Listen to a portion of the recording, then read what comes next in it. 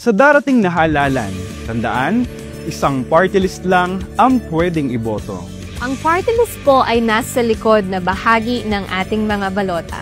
Para hindi makalimutan, unahin natin ito sa pagboto.